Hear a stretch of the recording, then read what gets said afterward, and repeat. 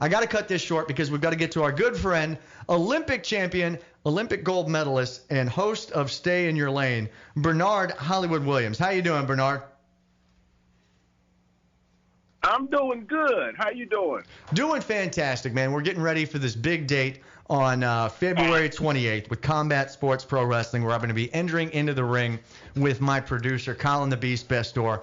I'll tell you, if I only had my good friend and Olympic champion Bernard Williams by my side as I enter down to the ring, I would not have, not that I have a doubt that I'm not going to experience victory, but there would be no question. I wish you could be down here for this, my friend. I know, man. I'm sorry I missed it. Hopefully y'all can film it, man. I can check it out. You know? You'll be able to get well soon cards to Robbie at the hospital. We'll get you the address. My goodness. Okay. So, Bernard, what's been good with you this week? You know, we always give you topics. What do you want to talk about today? What's on the mind of Bernard Hollywood Williams? Man, I don't, people talking about Valentine's Day, things like that. Yeah, man, I'm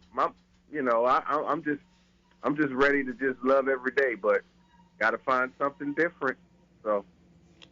What are your Valentine's Day plans? What does an Olympic champion take his wife out to do for Valentine's Day?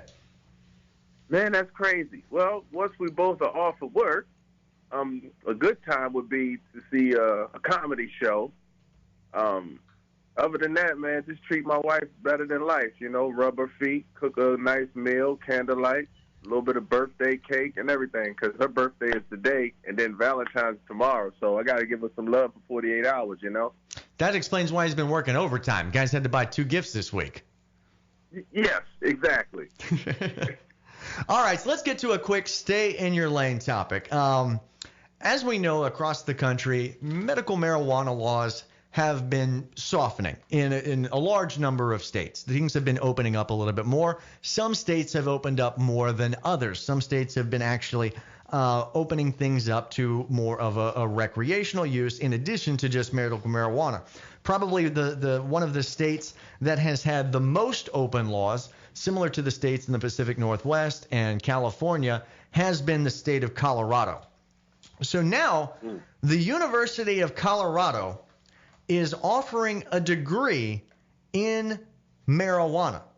This discusses the chemistry of marijuana, what you can do with the particular products, including both THC and CBD, as well as business classes that might tell you how to operate your own marijuana type of business. So let me ask you, Bernard Hollywood Williams, the host of Stay in Your Lane, does Colorado University need to stick to academics, or is this a valid degree of study? I think they're already with the academics. If anything, they're bringing their studies into the school.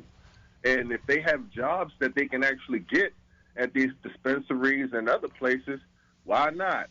Well, if you think about it, right, it's they don't investigate these drugs if there's no money to be made, right? So when they're illegal, why study them? Why look into the benefits and everything else? And then as soon as they find out they're going to be legal, there's so many more studies now coming out about how much they can help or hurt and the effects that they have because there's money to be made.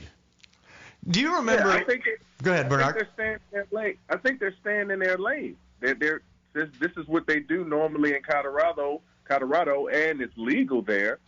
Then they're going to not only teach you how to be more educated, but you can also get a college degree in what you're studying. I don't see a problem with that.